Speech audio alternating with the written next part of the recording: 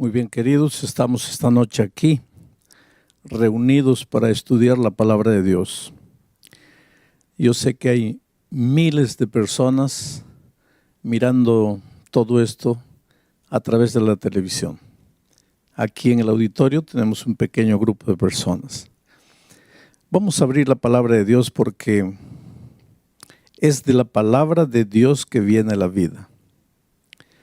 La Biblia dice que cuando no había cielos ni tierra, por la palabra de Dios fueron creados los cielos y la tierra. Miren el poder creador de la palabra de Dios. Cuando Jesucristo estuvo en esta tierra, encontró a un paralítico y le dijo: levántate, toma tu lecho y anda. Y el poder de la palabra de Dios es tan grande que ese paralítico que hace 38 años no andaba, se levantó y empezó a caminar. En otra ocasión el Señor Jesucristo encontró a un cadáver que hace 4 días ya estaba muerto. Ya olía mal, ya estaba en estado de descomposición. Y ahí vino la palabra de Dios: Lázaro, levántate, sal. Y por el poder de la palabra de Dios, ese cadáver que ya estaba en estado de putrefacción se levantó y salió. Nadie puede dudar del poder transformador de la palabra de Dios. Claro, si cuando no había nada vino todo a existencia por la palabra de Dios, pues habiendo un paralítico o un cadáver, claro que Dios podía hacer maravillas. Y Dios sigue haciendo maravillas hoy en la vida de las personas. Es por eso que Carolina esta noche entra al tanque del bautismo. Carolina tiene una vida de busca, caminó durante años buscando. Sabes que en el fondo del corazón humano hay un vacío que nunca podrá ser llenado, porque todos nosotros fuimos creados por Dios. Salimos de las manos de Dios, y si salimos de las manos de Dios, pues nunca seremos completos hasta devolvernos a Dios. A Carolina le llevó mucho tiempo llegar a la conclusión de que sin Dios nunca sería completa. Es el Señor Jesucristo que da sentido a la vida. Y esta noche Carolina entra al tanque del bautismo para declarar su amor por Jesucristo y su deseo de vivir al lado de Jesús el resto de su vida. Carolina, porque has reconocido que necesitas de Jesús, te has arrepentido de tus pecados pasados, quieres empezar una nueva vida, quieres ser fiel al Señor Jesucristo hasta el fin de tus días. Para dar testimonio público de todo eso, el pastor Romero, como ministro del Evangelio, por mandato bíblico, te bautiza en nombre del Padre, del Hijo y del Espíritu Santo. Amén. Ahora Carolina resucita a una nueva vida, resucita a una nueva experiencia. Y yo quisiera que las cámaras enfocasen los ojos de Carolina. Hay un brillo especial, es el brillo de la liberación. El fardo de la culpa desapareció, acabó. Las cosas viejas pasaron, he aquí todo es hecho de nuevo. Bueno, entonces ahora vamos a concentrarnos en el estudio de la palabra de Dios. ¿Sabes que la enfermedad de nuestro siglo es el sentimiento de soledad? El sentimiento de soledad lleva a mucha gente al suicidio. Mucha gente se pregunta: ¿para qué estoy en este mundo? ¿Para qué vine? ¿Para qué nací? ¿Qué hago aquí? Nada me da resultado, todo me sale mal. El otro día una señora en Estados Unidos me decía: pastor, si alguien puede acusarme a mí, puede acusarme de cualquier cosa, menos de ser ociosa, porque yo trabajo. Me levanto a las 4 de la mañana, trabajo en 2 empleos, vuelvo a las 10 de la noche y ella junta aproximadamente por año en los Estados Unidos $70,000. Inclusive para ese país es un buen sueldo. Pero ella dice, pastor, parece que yo cargo una maldición en mi vida, porque el dinero se va de mis manos como la arena, como el agua. No me alcanza para nada, vivo endeudada. Bueno, el problema de esa mujer era financiero. Pero yo creo que esta noche aquí, si tú me estás mirando por la televisión, entre las miles de personas, hay personas que están pasando por el valle del dolor, de la muerte, del sufrimiento, de la aflicción, problemas en el matrimonio, problemas con los hijos, problemas en el empleo, problemas existenciales que son los peores porque no puedes identificar. Cuando tienes un problema financiero, por lo menos sabes el origen, sabes la raíz.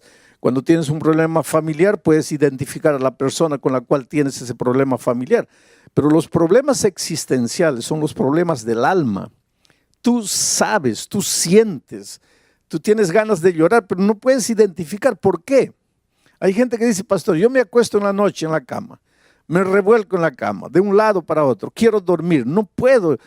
Siento que me falta algo, que le debo a algo, que le hice mal a alguien, y yo soy consciente de que no le hice mal a nadie. Entonces, ¿por qué me siento así? Pues esos son los problemas existenciales, problemas del alma. La culpa existencial, culpa de haber nacido. ¿Pero por qué si no le hice mal a nadie? Pero es que la culpa existencial no tiene origen. Hay gente que en este mundo se pregunta, ¿dónde está Dios?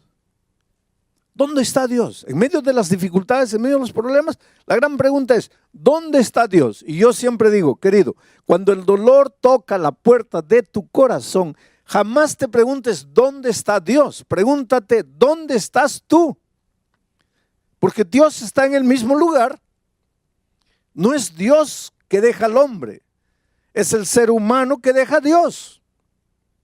Si en este momento estás con la vida destruida, estás sufriendo, no sabes qué hacer, no creas que Dios te abandonó. Y esta semana, justamente esta semana, voy a tratar temas del santuario.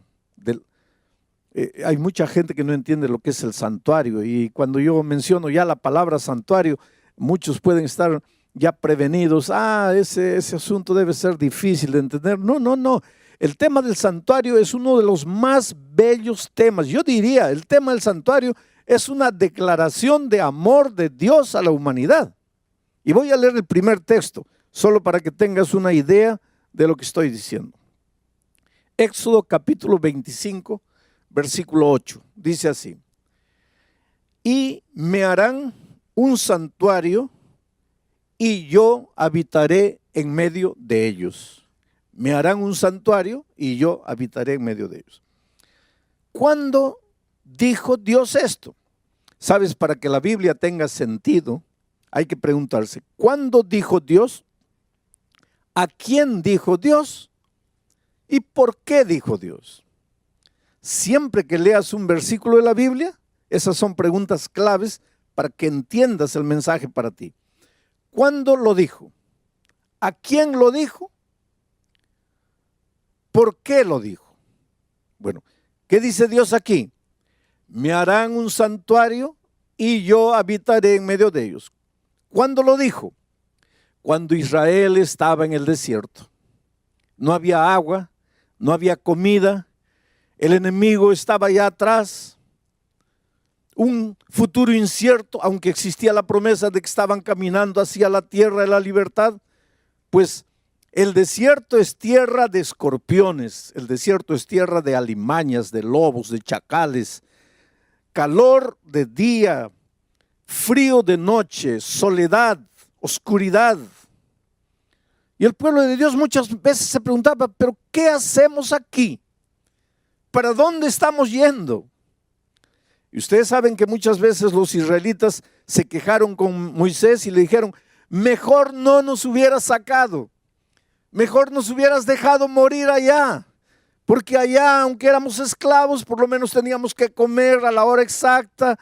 Aunque nos maltrataban, por lo menos sabíamos dónde íbamos a dormir. Pero aquí en el desierto caminamos y nunca llegamos.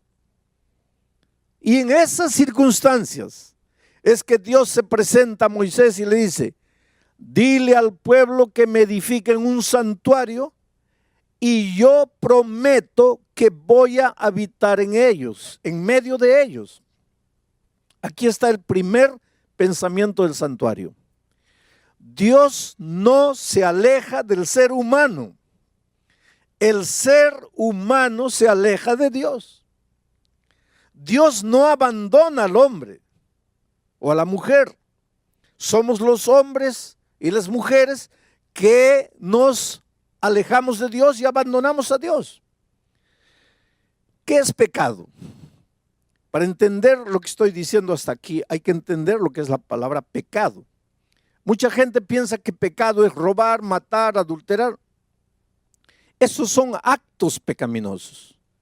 Esas son conductas pecaminosas. Pero el pecado es más que eso. Antes de matar, el pecado es otra cosa. Antes de robar, el pecado es otra cosa. Antes de transgredir la ley, el pecado es otra cosa. Para entender qué es pecado, habría que entender qué es justicia, porque el pecado es lo opuesto de la justicia.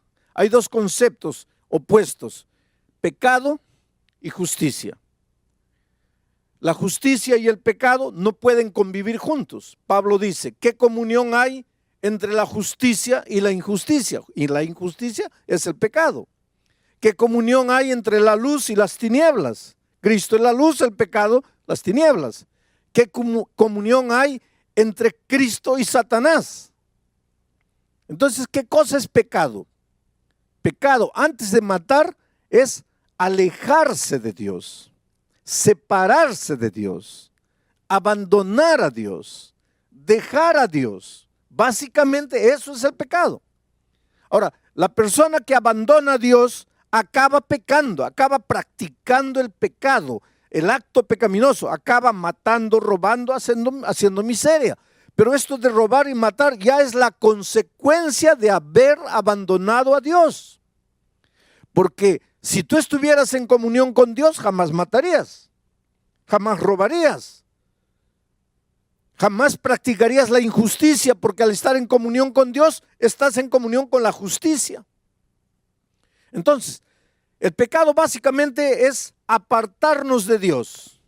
Lo más triste, lo más terrible que el pecado hace en la vida no es que nos mandan a la cárcel por haber matado.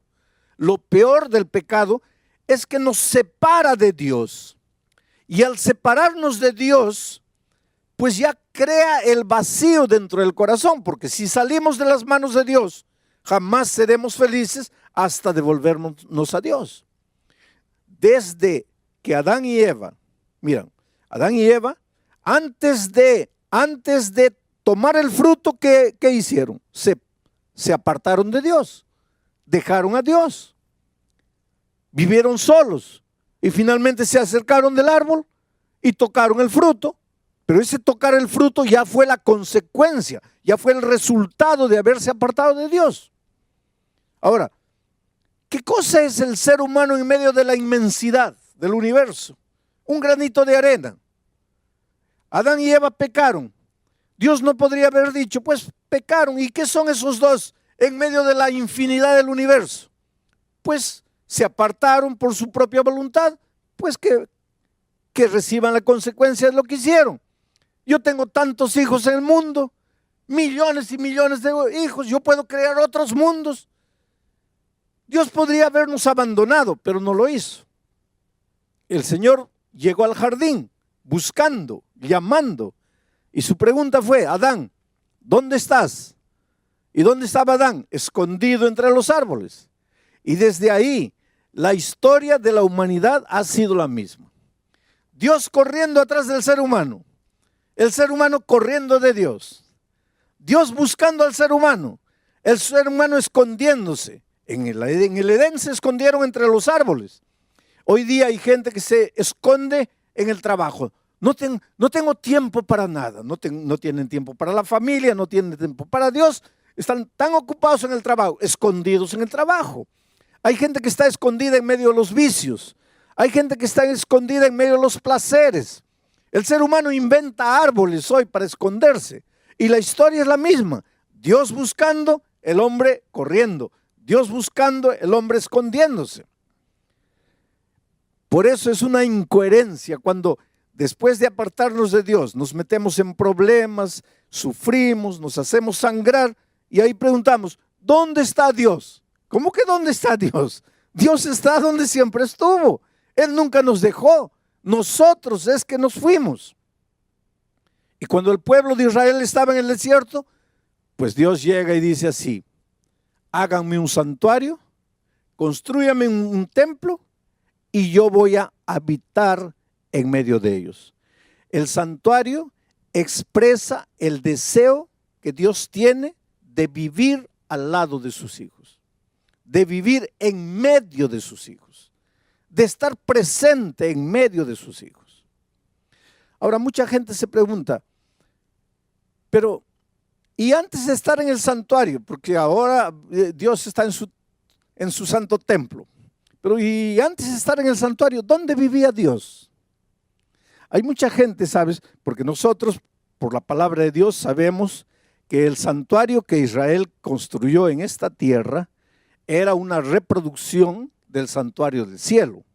Quiere decir, Dios le mostró a Moisés el santuario del cielo, él vio el santuario, vio las medidas, vio la forma, recibió todo de Dios y fue a los artesanos de Israel y les dijo, mira, Dios me ha mostrado esto, me ha dado las medidas, vamos a construir el santuario y Dios ha prometido que va a vivir en medio de nosotros. Pero hay muchos cristianos inclusive que no creen que hay un santuario en el cielo. No creen. Ellos piensan, muchos cristianos, muchos estudiosos de la Biblia, dicen que en el cielo no hay santuario, que Dios no necesita un santuario para poder vivir. Y realmente Dios no necesita un santuario para poder vivir, porque Dios es Dios. ¿Por qué existe el santuario en el cielo? Y después voy a explicar por qué existe el santuario en la tierra. ¿Por qué existe el santuario en el cielo? Mira, Dios es infinito, no está limitado al tiempo ni al espacio, pero el ser humano es finito y está limitado al tiempo y al espacio. ¿Cómo es que un Dios infinito, que no está limitado al tiempo y al espacio, podría vivir en comunión con un ser finito, limitado al tiempo y al espacio? ¿Cómo podrías juntar esas dos cosas? Pero ¿qué es lo que Dios quiere? Vivir con sus hijos. Pero Él es infinito. Él no está limitado ni al tiempo ni al espacio. Y el ser humano, sus hijos amados, sí están. Entonces Dios, en medio del universo, en medio del cielo, estableció un lugar físico, un santuario. ¿Para qué? El santuario es el punto donde el Dios infinito, que no está amarrado ni al tiempo ni al espacio, se junta con la criatura finita, amarrada al tiempo y al espacio. Es el punto del encuentro entre Dios y la criatura, ni siquiera el ser humano, porque nosotros estamos en la tierra. Estoy hablando de las criaturas angelicales. El punto en que ambos se encuentran es el santuario celestial. Y la Biblia tiene textos y más textos probando. Por ejemplo, si tú lees el libro, la epístola a los Hebreos, no hay cómo negar que haya un santuario en los cielos. ¿Por qué existe el santuario? Porque Dios quiere vivir en medio de sus criaturas. ¿Y en esta tierra por qué? Porque también Dios quiere vivir en medio de sus hijos. Por eso le pidió a Israel que construyera un santuario. Ahora, durante esta semana vamos a ver cómo a través del tema del santuario, Dios nos muestra la realidad de nuestra vida. Yo te digo, por ejemplo, estás sin empleo. Por más que buscas el empleo, no lo encuentras. Cuanto más fiel quieres hacer a Dios, parece que menos empleo encuentras. ¿Por qué sucede eso? La explicación está en el santuario. Tienes un hijo, lo educas con amor, con cariño. Cuando es pequeñito le compras libros, le compras música cristiana. Antes de dormir le cuentas historias, haces la oración, lo haces dormir. Y cuando llega joven se va de la iglesia y no quiere saber nada. ¿Por qué sucede eso? La respuesta está en el santuario. Estás lleno de deudas, como esa señora de Estados Unidos. Gano 70,000, pero no me alcanza para nada. ¿Por qué el dinero no te alcanza? La respuesta está en el santuario. Y ahora tú te puedes quedar medio curioso, pero pastor, la respuesta para todo está en el santuario. Sí. Y Pablo dice que nosotros solo podemos entender las cosas que no se ven a través de las cosas que se ven.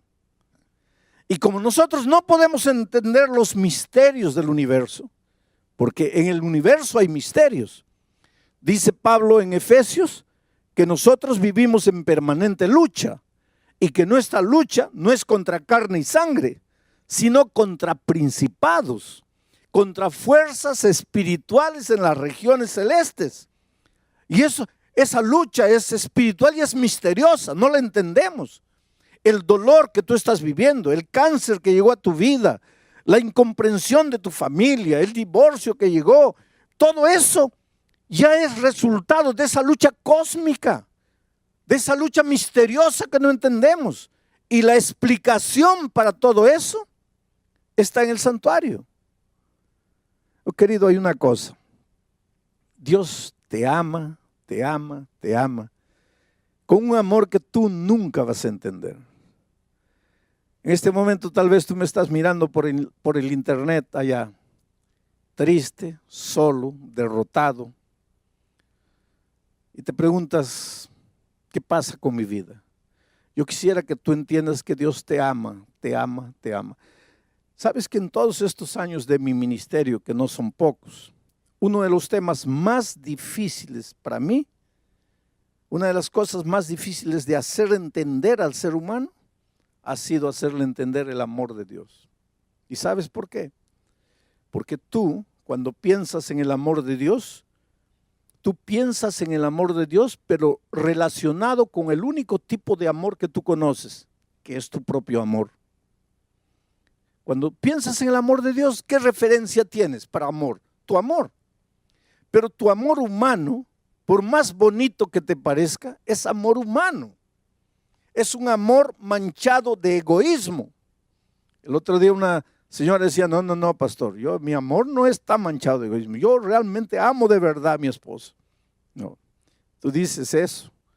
Tú dices, yo amo a mi esposa, yo daría la vida por mi esposa. Yo, si ella está enferma de riñón, me sacaría un riñón para darle a ella. Ella es mi vida, ella es todo para mí. Y si un día descubres que esa esposa te está traicionando con otro hombre, ¿a dónde se va tu amor? ¿Qué pasó con tu amor? Es que nosotros los seres humanos amamos al que nos ama. Amamos si podemos recibir algo en cambio. Amamos al que retribuye nuestro amor. Pero Dios no. Dios cuando ama, Él no espera nada. Simplemente ama. Nosotros cuando amamos esperamos algo. Y por eso que una señora un día me dice, pastor, yo aguanté a mi marido 30 años, el tipo yendo con una mujer, con otra mujer, emborrachando, lo aguanté 30 años, pero mi amor se acabó. Pues el amor humano se acaba, pero el amor de Dios no se acaba.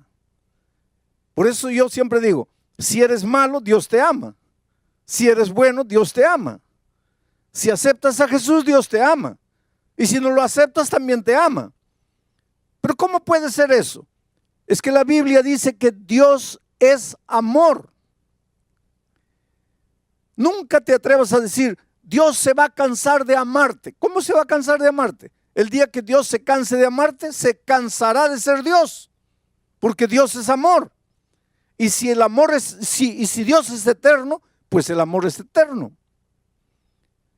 Entonces tú puedes pensar así, entonces ya estoy tranquilo porque Dios me va a salvar. No vamos a confundir las cosas. Que Dios te ame es una cosa, que te vas a salvar es otra cosa. El amor de Dios no te va a servir de nada si tú no lo aceptas. La salvación es aceptar. Y hay mucha gente que le gusta, que Dios me ama, qué bonito, pastor, usted predica lindo porque me hace sentir amado por Dios. Pero ¿de qué te sirve eso? El asunto no es que tú te sientas amado por Dios, el asunto es que tú te apoderes del amor de Dios. Ahora, estás debiendo $10,000 y no tienes cómo pagar, y yo agarro la chequera y te firmo un cheque de $10,000. ¿Tu problema está resuelto o no? ¿Está resuelto o no? No, porque para que tu problema esté resuelto, primero, tienes que recibir el cheque. Segundo, tienes que ir al banco. Tercero, tienes que recoger el dinero. Cuarto, tienes que pagar tu deuda. Entonces, no es porque yo te muestro el cheque que tú ya estás con tu problema resuelto. Entonces, el amor de Cristo es igualito. Dios te ama, claro que te ama. El amor de Dios nunca se va a acabar, nunca se va a acabar. Pero ¿de qué te sirve el amor de Dios si no te apoderas?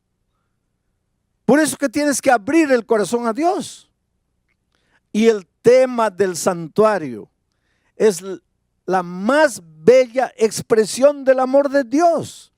A lo largo de esta semana vamos a ver cómo en cada corderito que moría estaba escrito el amor de Dios. En cada utensilio del santuario estaba escrito el amor de Dios. En la ceremonia de expiación estaba escrito el amor de Dios. En el día de la expiación y el juicio que Israel sufría estaba escrito el amor de Dios. A veces te preguntas, ¿cuándo va a terminar el pecado? ¿Cuándo Cristo va a volver? Ya estoy cansado de vivir en este mundo. Ya quiero que Jesús venga. Y todo eso está descrito en el tema del santuario. No me voy a detener tanto en la teología del tema del santuario, pero voy a traer las ideas principales para aplicarlas a tu vida, para que tú entiendas cómo Dios te ama.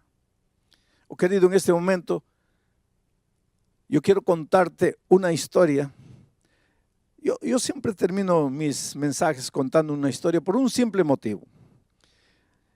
Todo lo que te hablé está documentado en la palabra de Dios. Pero a veces hay personas que piensan, ¿pero será que eso funciona? Entonces yo cuento historias para que las personas vean que funciona. La palabra de Dios dice que funciona. Ahora, cuando tú ves una historia, escuchas una historia, ves que funciona. Y si funcionó en la vida de Pedro, puede funcionar en tu vida también. Pero para eso tienes que apoderarte del amor de Dios. A lo largo de mi vida he encontrado personas con la vida destruida, acabada. Los hogares sufren mucho, ¿sabes? Y sufren mucho por un simple motivo. Un hogar está formado básicamente por un hombre y una mujer. Ahí ya comienzan los problemas. ¿Y sabes por qué? Porque el hombre tiene cabeza de hombre y la mujer tiene cabeza de mujer. Cuidado, hay hombres que quieren tener cabeza de mujer y ahí se meten en problemas. Y mujeres que quieren tener cabeza de hombre. No, el hombre es hombre y tiene que ser hombre. Y actuar como hombre, vestirse como hombre y portarse como hombre. Y la mujer igual, como mujer. Pensar como mujer, sentir como mujer, vivir como mujer, actuar como mujer. Solo que cabeza de hombre es cabeza de hombre y cabeza de mujer es cabeza de mujer. No estoy hablando de inteligencia porque ambos son inteligentes. Y en algunas ocasiones el hombre puede ser más o la mujer puede ser más, eso no es problema. Tanto así que mujeres pueden ser presidentes de grandes naciones y sin problema. Mujeres pueden ser presidentes de grandes empresas y no hay problema. Yo no estoy hablando de ese tipo de diferencia. Pero que mujer piensa como mujer, piensa porque es mujer. Y el hombre piensa como hombre porque es hombre. Por eso yo siempre digo que la mujer no fue creada para ser entendida por los hombres. No trates de entender. Mira, si tú eres esposo, no trates de entender a tu esposa, que te vas a volver loco. Las mujeres no fueron entendidas, no fueron creadas para ser entendidas, fueron creadas para ser amadas. Ama a tu esposa. No trates de entenderla porque vas a enloquecer. Ahora, es posible dos cabezas diferentes vivir 40 años en un clima de amor, de comprensión, de entendimiento. Sí, es posible. Es posible. Yo estoy casado casi 50 años con la misma mujer. Entonces es posible. ¿Hay diferencias? Claro que hay diferencias. Ahí entra el evangelio. Ahora, ¿por qué estoy haciendo todo eso? Porque yo encuentro parejas destruidas, acabadas. ¿Cómo el tema del santuario podría ayudar a una pareja destruida? En México, un hombre golpeaba a la esposa, la maltrataba, especialmente cuando bebía. Y el problema era que bebía todos los días. Entonces todos los días la maltrataba. Cuando le pasaba la borrachera, ahí pedía perdón, ay, discúlpame, yo te amo, yo no quiero hacerte nada. Pero al día siguiente la volvía a golpear y la volvía a maltratar. Y a veces la maltrataba feo, que la mandaba al hospital a la pobre. Y entonces un día, y él la amenazaba, porque ella un día le dijo así, mira, un día vas a llegar aquí y no me vas a encontrar. Y él le dijo, mira, si un día llego aquí y no te encuentro, yo te persigo. Yo te busco por el mundo entero y te encuentro. Pero si te encuentro es solo para matarte, entonces ni te atrevas a salir de aquí. Pero un día la golpeó tanto que la pobre comenzó a pensar y llegó a la siguiente conclusión. Si me quedo aquí, me va a matar. Y si me voy, él dice que me encuentra y me mata. Solo que si me voy, queda la posibilidad de que nunca me encuentre. Pero si me quedo aquí, me va a matar. Entonces me voy. Y un día cuando él se fue a trabajar, pues ella salió de México, atravesó el río y se metió al desierto. Y caminó días y días ahí, no tenía documentos, atravesó el río, se fue. Solo tenía la dirección de unos primos que vivían en Los Ángeles. Cuando llegó ya estaba en Estados Unidos, llegó a un puesto telefónico, agarró el teléfono, llamó a los primos. Y el primo le atendió, hola, ¿dónde estás? Estoy aquí en Estados Unidos. ¿Pero cómo? Sí, y le contó, me escapé porque mi marido me iba a matar allá, me escapé, estoy aquí, no sé, estoy perdido, no sé a dónde ir, no sé dónde estoy. Pero ¿dónde está más o menos? Dame la indicación. Y el primo fue, la encontró y la llevó para casa. Solo que la familia del primo había conocido el evangelio. En México no, pero llegando a California había conocido el evangelio. Entonces todos estudiaban la Biblia, cantaban en las mañanas antes de salir a trabajar, todos se reunían, hacían el culto. Y ahora esta prima que había llegado de México también participaba, solo que ella no quería saber nada con la Biblia. Porque sabes que hay gente que dice, no, yo no quiero estudiar la Biblia. ¿Y por qué no? Es que no quiero cambiar de religión. Hay gente que piensa que hay que estudiar la Biblia para cambiar de religión. Hay gente que piensa que el bautismo es cambiar de religión. Querido, la Biblia no tiene nada con cambiar de religión. La Biblia tiene que ver con cambiar de vida, no con cambiar de religión.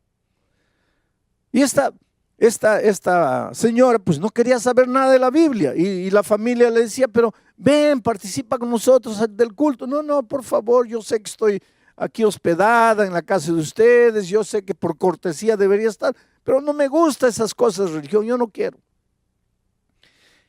Estaba llegando una campaña de evangelismo, yo iba a predicar desde Nueva York vía satélite para todos los Estados Unidos.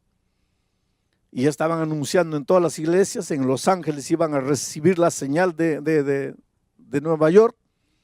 Y entonces el primo le dice, mira prima, ya está bien, vamos a respetar, tú no quieres estudiar la Biblia, no quieres cantar, hacer el culto con nosotros, vamos a respetar. Pero con una condición. Hay un pastor que va a predicar por televisión desde Nueva York. Tú vas solo una noche, nada más.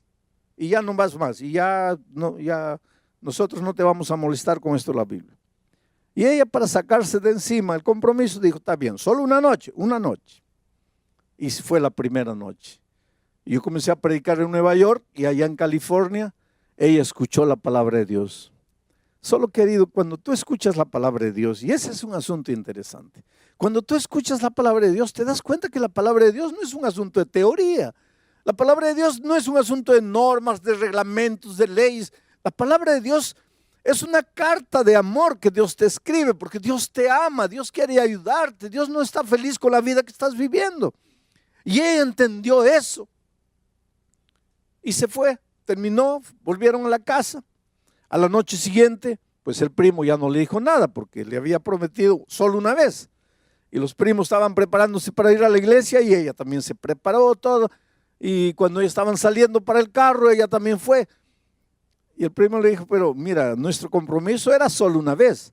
No, pero me gustó, voy a la segunda vez. Y vino la segunda vez y vino la tercera vez, porque, querido, a veces dices, no, yo no quiero escuchar. Y te invita un amigo, te invita un vecino, no me hables, pero es que no conoces la palabra de Dios.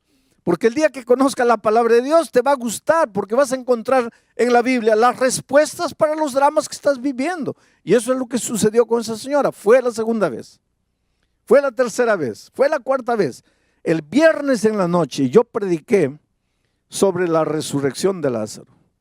Y dije cómo Jesucristo llegó a la tumba de Lázaro, un hombre que estaba podrido ya, un cadáver, ya no había esperanza de vida. Y cuando Jesús dijo, levántate, sal, ese cadáver resucitó y salió. Y hice una pregunta. Si Jesús pudo resucitar a un cadáver que estaba oliendo mal, ¿cómo no puede resucitar tu matrimonio, que ya está destruido? Desde el punto de vista humano está todo acabado, ya no hay solución. Pero Jesús puede resucitarlo. Pero no puede hacer nada por ti si tú no te entregas, si tú no vienes. Y la señora se levantó y fue adelante y le entregó la vida a Cristo. Y mucha gente vino, mucha gente vino adelante. Ella estaba ya delante de la pantalla, porque yo estaba predicando en Nueva York, ella estaba en Los Ángeles. Estaba ahí delante de la pantalla, llorosa, entregándose al Señor Jesucristo, y de repente siente que alguien le agarra el brazo. Y mira, le agarra fuerte. Y cuando da la vuelta, era el esposo. Y el esposo le había dicho, si te escapas, yo te encuentro en cualquier rincón del mundo, pero solo para matarte. Ahí él entró en pánico, este me va a matar aquí. Solo que el esposo estaba con lágrimas en los ojos y la estaba apretando fuerte, y cuando vio el miedo en el rostro del esposo, le dijo, ay, disculpa, no te voy a hacer nada. Yo también me estoy entregando a Jesús. ¿Cómo entregando a Jesús? Ahora te voy a contar la segunda parte de la historia. Cuando él llegó a la casa y la esposa no estaba, pues comenzó a buscarla por todo México y nada. No había, buscó con los amigos, con los parientes, nada.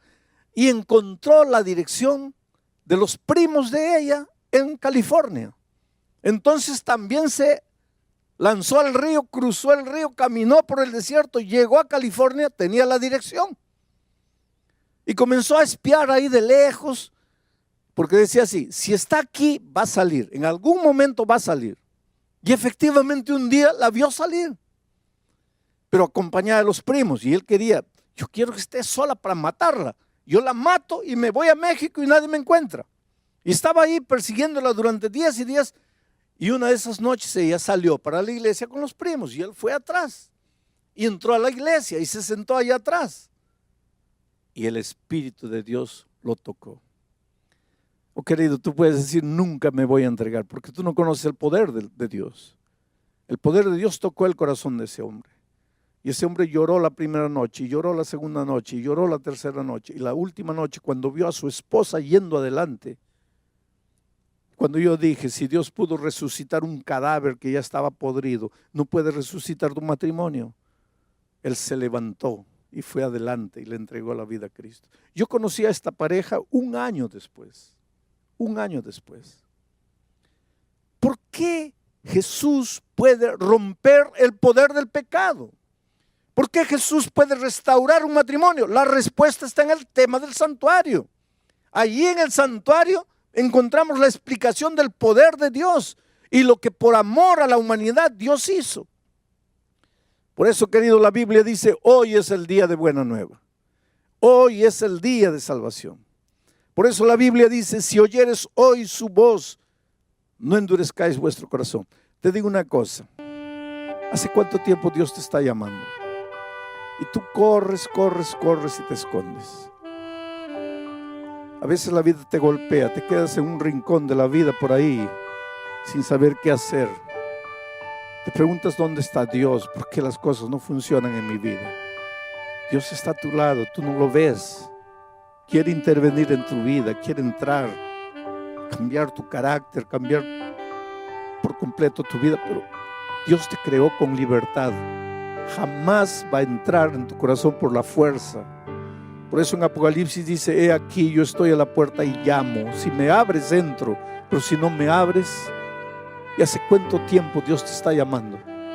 ¿Hace cuánto tiempo Dios te está diciendo, hijo, ven? Las propias circunstancias adversas de la vida son la voz de Dios diciéndote, hijo, ya sufriste, ya caminaste solo, ya luchaste solo, ya está en el momento de entregarte. Hoy es el día de buena nueva, hoy es el día de salvación. Y es por eso que te voy a hacer una invitación. Esta invitación no es para los miembros bautizados de la iglesia, porque los miembros bautizados de la iglesia un día ya se levantaron, ya fueron adelante. Yo voy a suplicar que tú te levantes y vengas adelante, o que tú expreses tu deseo de entregar el corazón a Jesús. Sabes, querido, a veces Dios permite que la vida te dé un golpe. Cuando el dolor llega a tu vida, jamás te preguntes o jamás pienses que Dios te está haciendo sufrir. De Dios no nace nada que te trae dolor. Pero Dios permite que la vida te dé un golpe tan grande que literalmente no sabes qué hacer ni para dónde ir. Pero en esas horas la mano maravillosa de Dios se extiende en tu dirección y te llama. Agárrate de esa mano, es la mano salvadora. Abre tu corazón al Señor, entrégale tu vida.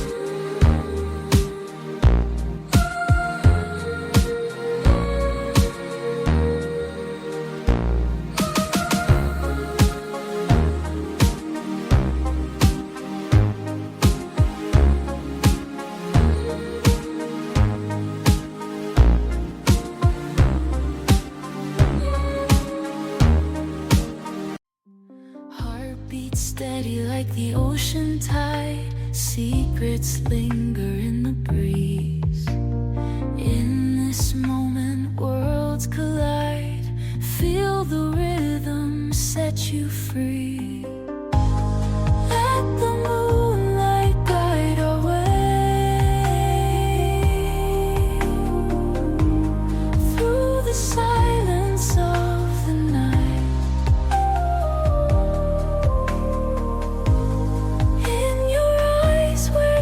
Sway, we'll find our